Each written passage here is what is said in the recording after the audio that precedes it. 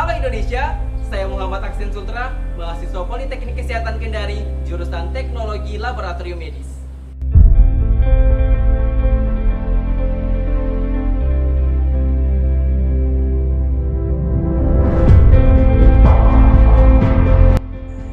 Tepat 6 bulan, Indonesia dilanda pandemi coronavirus disease 19 atau yang kerap kita kenal dengan istilah COVID-19.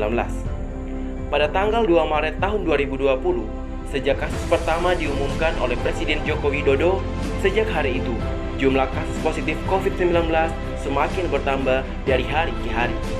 Ada pasien yang meninggal dunia, banyak juga yang dinyatakan negatif dan akhirnya sembuh. Terbaru, pada tanggal 17 September tahun 2020, kasus positif COVID-19 bertambah 3.635, total mencapai 232.628 kasus. Pasien sembuh bertambah 2.585 menjadi 166.686 pasien. Kasus meninggal bertambah 122 menjadi 9.222 kasus. Kasus-kasus ini dikonfirmasi di 34 provinsi di seluruh Indonesia. Dari waktu ke waktu, jumlah kasus yang dilaporkan pun terus mengalami perkembangan hingga kini. Pada awal pandemi, sebagian masyarakat mengabaikannya. Ketika angka kematian naik dengan signifikan, seluruh masyarakat khawatir dan suasana semakin tidak terkendali. Untuk mengatasi korban terus berjatuhan, pemerintah mengeluarkan strategi PSBB atau pembatasan sosial berskala besar. Semua aktivitas di luar ruangan mulai dibatasi. Kegiatan di sekolah, pabrik, pasar, dan pusat perbelanjaan ditutup. Semua diharapkan tetap berada di rumah dan menjaga kebersihan diri masing-masing. Setelah pemberlakuan PSBB yang dilakukan pemerintah Indonesia dalam memutus rantai COVID-19, pemerintah kembali menerapkan kebijakan baru, yaitu New Normal. New Normal atau tatanan hidup baru merupakan skenario pemerintah yang bertujuan untuk mengatur kehidupan masyarakat baik dari segi kesehatan, pendidikan, ekonomi, dan sosial.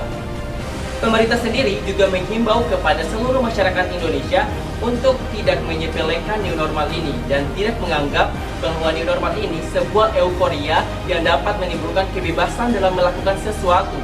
Oleh karena itu, kita harus tetap waspada meskipun dalam situasi pandemi atau situasi new normal saat ini. Organisasi Kesehatan Dunia (WHO) telah menyiapkan pedoman transisi menuju new normal selama pandemi COVID-19. Dalam protokol tersebut, negara harus terbukti mampu mengendalikan penularan COVID-19 sebelum menerapkan new normal. Pengendalian ini juga harus bisa dilakukan di tempat yang memiliki kerentanan tinggi, misalnya panti jompo, panti asuhan, fasilitas kesehatan mental, dan wilayah dengan banyak penduduknya. Langkah pengendalian dengan pencegahan juga harus diterapkan seperti social distancing, fasilitas mencuci tangan, penggunaan masker, dan etika bersin di tempat umum. Meskipun kebijakan new normal telah ditetapkan, masih banyak masyarakat Indonesia yang tidak mengindahkan protokol kesehatan. Hal ini dapat dibuktikan dengan kebanyakan dari mereka yang tidak menggunakan masker dan berkerumunan tanpa mempedulikan jarak serta keluar di luar rumah tanpa kepentingan khusus. Hal ini dapat disebabkan karena kurangnya pemahaman masyarakat tentang pentingnya untuk mematuhi protokol kesehatan sehingga mereka sulit untuk menyesuaikan diri terutama dalam fase new normal saat ini. Selain itu, masyarakat juga menganggap bahwa semakin lanjut usia, semakin besar resiko terinfeksi, sehingga para anak muda dan anak-anak di Indonesia beranggapan bahwa mereka tidak beresiko terkena COVID-19. Namun, pada kenyataannya, Organisasi Kesehatan Dunia (WHO) memperingatkan anak-anak muda, terutama kelompok anak-anak, agar tidak merasa menjadi orang yang tidak akan terkena oleh COVID-19, atau kalaupun terkena akan baik-baik saja. Karena Dr. Rosena Allin Khan, anggota Parlemen Inggris yang juga seorang dokter di unit gawat darurat, berkata bahwa penyakit ini tidak terbatas pada orang tua dan mereka yang sudah punya penyakit sebelumnya. Oleh karena itu, kelompok anak-anak muda, termasuk kelompok anak-anak, juga sangat berisiko terpapar COVID-19.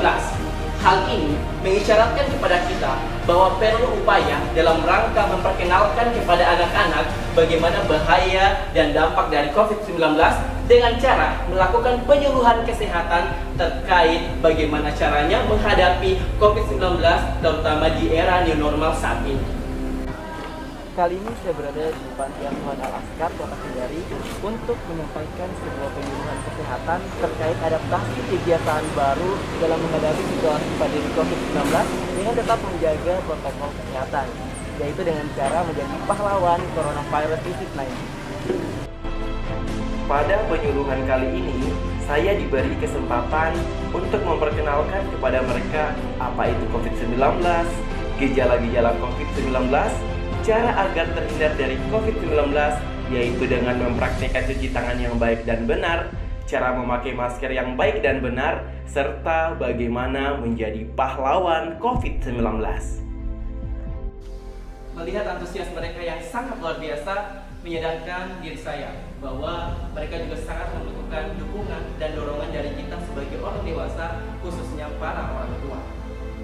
Bahwa meskipun mereka masih dalam usia anak, mereka sangat memerlukan edukasi dari kita, karena dari edukasi itu bisa menyadarkan diri mereka bahwa mereka bisa menjadi bagian dari pahlawan COVID-19. Saya Muhammad Aksen Sultra dari Politeknik Kesehatan Kendari untuk Indonesia.